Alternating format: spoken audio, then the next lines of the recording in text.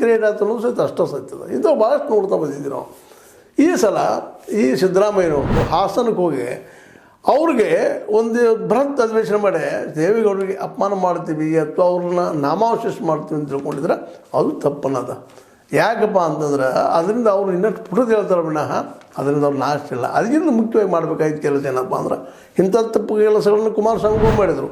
ನಿಮಗೂ ಗೊತ್ತಿರ್ಬೋದು, ಕುಮಾರಸ್ವಾಮಿಗಳು ಮುಖ್ಯಮಂತ್ರಿ 2ನೇ ಸಲ ನಮ್ಮ ಇವ್ರದ್ದು ಬಂದಾಗ ಇವರು ಕಾಂಗ್ರೆಸ್ ಸಪೋರ್ಟ್ ಮಾಡಿದಾಗ ಆಗ ಭಾಳ ಒಳ್ಳೆಯ ಅವಕಾಶ ಇತ್ತು ಅವ್ರಿಗೆ. ಆಗ 2 ತಿಂಗಳು ಏನು ಮಾಡಿದ್ರು, ಬಂದ ತಕ್ಷಣ ಎಲ್ಲ ಗುಡಿಗಳು ಅಡ್ಡಾಡೋದು, ದೇವಸ್ಥಾನಕ್ಕೆ ಅಡ್ಡಾಡೋದು ಮಾಡಿದ್ರು ವಿನಃ ಏನು ಮಾಡಬೇಕಾಗಿತ್ತು ಕೆಲಸ ಮಾಡಲಿಲ್ಲ ಅನ್ನೋದು ಇಲ್ಲಿ ಗಮನಾರ್ಹದ. ಹಾಗೆ ನೋಡಿರಿ, ಮಾಯಾವತಿ ಅವರು ದೊಡ್ಡ ನಾಯಕಿಯಾಗಿ ಬೆಳೆದಂಥವ್ರು, ಬೆಳಿಬೇಕಾದಂಥವ್ರು ಆಗಲಿಲ್ಲ.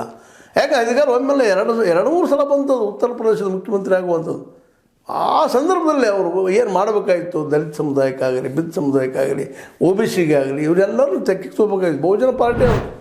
ಬಹುಜನ ಸಮಾಜ ಪಾರ್ಟಿ ಎಲ್ಲರೂ ತೊಗೋಬೇಕಾಗಿತ್ತು. ಆದರೆ ಆ ಸಂದರ್ಭದಲ್ಲಿ ಏನು ಮಾಡಿದ್ರಪ್ಪ ಅಂದ್ರೆ ಕಾಂಚನ ಮೂರ್ತಿ ಆಗಿರ್ಬೋದು, ಆನೆ ಮೂರ್ತಿ ಆಗಿರ್ಬೋದು, ನಮ್ಮ ಅಂಬೇಡ್ಕರ್ ಮೂರ್ತಿಗಳನ್ನು ಕೆತ್ತಿಸುವುದರಲ್ಲಿ ಸಮಯ ಹಾಳು ಮಾಡಿದ್ರು ವಿನಃ ಅವರು ಒಳ್ಳೆ ಆಡಳಿತ ಕೊಡಲಿಕ್ಕೆ ಆಗಲಿಲ್ಲ ಅನ್ನೋದು ಗಮನಾರ್ಹದ. ಆದರೆ ಅದು ಕೇಜ್ರಿವಾಲ್ರು 49 ದಿವಸ ಅಷ್ಟೇ ಆಡಳಿತ ಮಾಡ್ತಾರೆ. ಫಸ್ಟ್ ಟೈಮ್ ಆಯ್ಕೆ ಆದಾಗ ಕಾಂಗ್ರೆಸ್ ಜೊತೆಗೆ ಅಷ್ಟೊಂದು ಒಳ್ಳೆ ಕೆಲಸ ಮಾಡಿ, ಫ್ರೀ ನೀರು, ಫ್ರೀ ವಿದ್ಯುತ್ತು, ಫ್ರೀ ಎಜುಕೇಷನ್ ಇವೆಲ್ಲ ಮಾಡಿದ ತಕ್ಷಣ ದೆಹಲಿಯನ್ನು ಆವರಿಸ್ಕೊಂಡಿದ್ದಾರೆ. ಇವತ್ತು ದೆಹಲಿ ಆವರಿಸ್ಕೊಂಡ್ರು, ಪಂಜಾಬ್ ಆವರಿಸ್ಕೊಂಡ್ರು. ಮುಂದಿನ ದಿನದಲ್ಲಿ ಏನೂ ಮಾಡ್ಬೋದು. ಇದೆಲ್ಲ ಗೊತ್ತಾಗಿಲ್ಲ, ಸಾಕಷ್ಟು ಅವ್ರ ಮೇಲೆ ಕೇಸುಗಳು ಹಾಕಿದ್ದಾರೆ. ಅದು ಮಾತು ಬೇರೆ ಇರಲಿ, ರಾಜಕೀಯದಲ್ಲಿ ನಡೆಯುವಂಥದ್ದು ಅವರೆಷ್ಟು ಭ್ರಷ್ಟದಾರ ಏನದಾರ ಅನ್ನೋದು ಬೇರೆ ಮಾತು.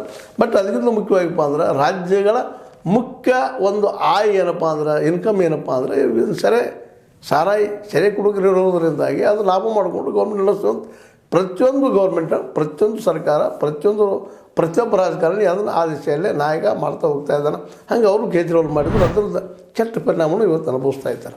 ಅದೆಲ್ಲ ಇರಲಿ, ಇಲ್ಲೇ ಹೇಳುವಂಥದ್ದು ಏನಪ್ಪ ಅಂತಂದ್ರೆ ಮುಖ್ಯವಾಗಿ ಸಿದ್ದರಾಮಯ್ಯವರು ಹಾಸನದಲ್ಲಿ ದೊಡ್ಡ ಸಭೆ ಮಾಡಿದ್ರೆ ದೇವೇಗೌಡರು ನಾಶ ಆಗ್ತಾರೆ ಅಂತ ಅವ್ರು ತಿಳ್ಕೊಂಡಿದ್ರೆ ಅವರಷ್ಟು ಜ್ಞಾನಿನೋ ಮೂರ್ಖರು ಅವರೇ ಇರ್ಬೋದು. ಯಾಕಪ್ಪ ಅಂತಂದ್ರೆ ಅದು ನಾಶ ಆಗಲಿಕ್ಕೆ ಸಾಧ್ಯ ಇಲ್ಲದ ಮಾತು. ಅವ್ರು ಒಳ್ಳೆಯ ಕೆಲಸಗಳು ಉಳಿಯುವಂಥದ್ದು. ಈಗ ಹೇಳಿದ್ನಲ್ಲ, ಕುಮಾರಸ್ವಾಮಿಗಳು ಬಂದ ತಕ್ಷಣ ರೈತರ ಸಾಲ ಮನ್ನಾ ಮಾಡಿ ಅದ್ರ ಜೊತೆಗೆ ರೈತರಿಗೆ ಮುಖ್ಯವಾಗಿ ಬೇಕಾಗುವಂತಹ ಈ ಒಂದು ಏನಪ್ಪ ಅಂತಂದರೆ ಅವತ್ತು ಇತ್ತು MSP ಕಾನೂನು ಆಗ್ಬೇಕಂತ ಅದನ್ನು ಮಾಡೋದಾಗಲಿ, ಮತ್ತಾವುದು ಆಗಲಿ, ಇನ್ನುಳಿದ ಜನಪರವಂತ ಫ್ರೀ ಎಜುಕೇಷನು, ಫ್ರೀ ಸ್ಕೂಲ್ ಅಂತ ಹೇಳಿದ್ರು, ಅದು ಕೇಜ್ರಿವಾಲ್ ಮಾಡಿದಂಥದ್ದು.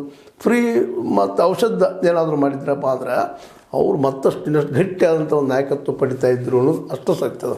ಅದು ಯಾಕಪ್ಪ ಅಂದ್ರೆ ಇವತ್ತು ಕಾಂಗ್ರೆಸ್ ಏನಾದರೂ ಇವತ್ತು ಅಧಿಕಾರದಲ್ಲಿ ಉಳಿದಿದ್ರೆ ಅದಕ್ಕೆ ಕಾರಣ ಗ್ಯಾರಂಟಿ ಸಾಧಕ ಬಾಧಕಗಳು ಬೇರೆ. ಅದು ಹೌದು, ಆರ್ಥಿಕ ವ್ಯವಸ್ಥೆ ಪೆಟ್ಟು ಬೀಳ್ತದೆ ಎಲ್ಲ ಸತ್ಯನ.